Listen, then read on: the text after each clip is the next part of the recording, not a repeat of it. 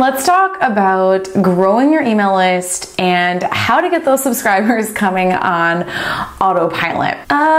16 months ago, I realized that, I'd been in business for a couple of years already, so I wasn't new to this game.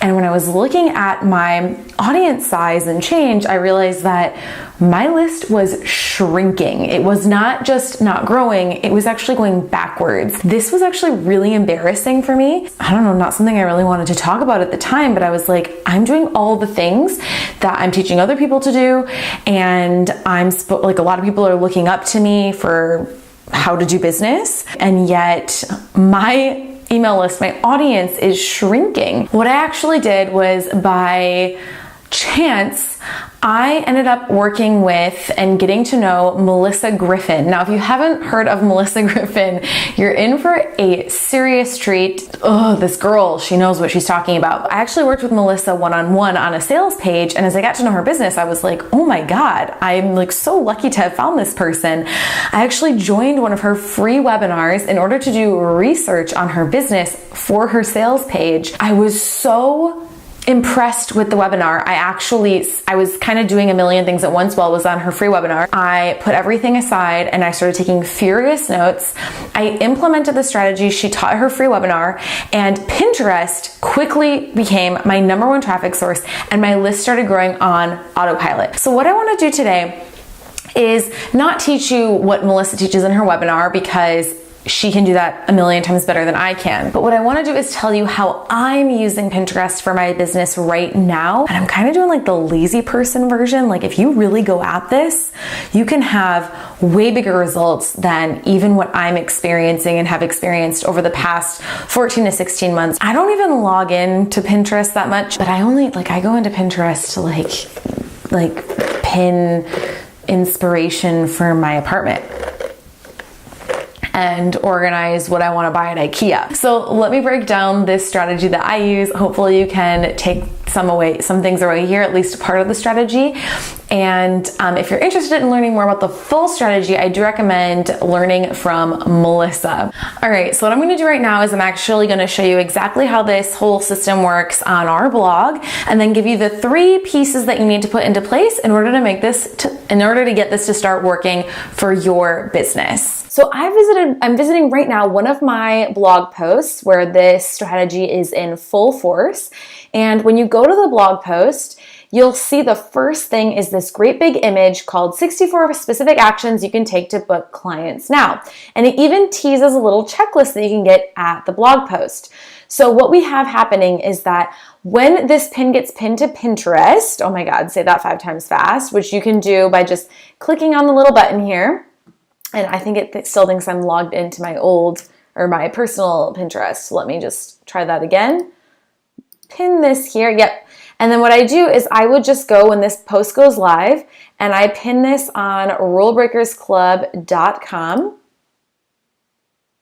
And what this does is it goes into my Pinterest profile. Now, what I learned, and now you're viewing my Pinterest profile, what I learned from Melissa is I want you to know that I started this profile from literally 0 in April of 2016. 0. And I think I got to a couple hundred within a month or so, and I definitely passed 1,000 before the end of the year. But even after about a month or even maybe a few weeks of using this strategy, Pinterest became my number one traffic source. So I learned from Melissa Griffin how to optimize my Pinterest profile into these boards, make sure that I'm only pinning things that are relevant to business, so then I get people following me from business. How to get my pins pinning without me even having to log into my Pinterest profile, which is the best part. I literally never log in here. I actually don't even use this account that much. I use my personal account for Pinterest when I want to go and look up recipes and interior design. And then what happens is people see this pin, they click over to this blog post, and it gives them 12 of the actions that they're going to take. And if they want to get all 64 actions, they can click on this button right here, which is a content upgrade for the post.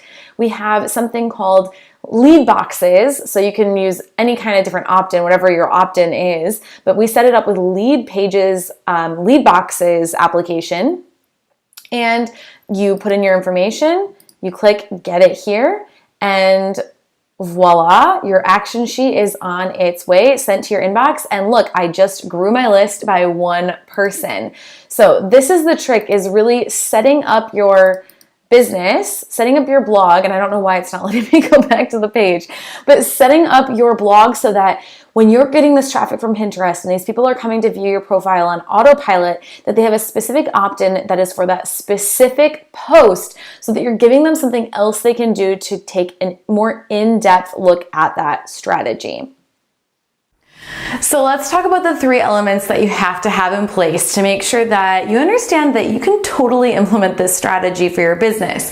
So the first thing that you need to have is a blog. You've got to have a website, somewhere where you're hosting your content, where people are going to visit, and that's where they're going to be able to say yes to your opt-in offer. So in order to deliver your opt-in offer, I really recommend using something like Lead Pages. I'm actually not an affiliate of theirs because I use their lowest end account, which doesn't make that option available. But leadpages.net is definitely my number one recommendation for setting up opt-in offers and setting up opt-in pages and having those pop-up boxes when people click so they can opt in for those very specific offers. The third thing that you're gonna need is you're gonna need to optimize your Pinterest profile. Now on Melissa Griffin's webinar, she can teach you how to do all of this. Honestly, that's where it gets a little bit in depth, and I set it up more than a year ago, and it's a set it and forget it kind of situation, but you wanna make sure that you're not treating Pinterest like someone who is going to look at recipes or home decor, but you're actually being really strategic for your business. So you want to think about those things, and then every time you create a blog post, you'll create an image or graphic that you're then going to pin to your Pinterest and then get people opting in, and this thing will take off and have a life of its own, and you'll be growing your list on autopilot every single month, actually every single day. I hope you really enjoyed this strategy. I hope you'll attend the webinar with Melissa, and I'll see you next time.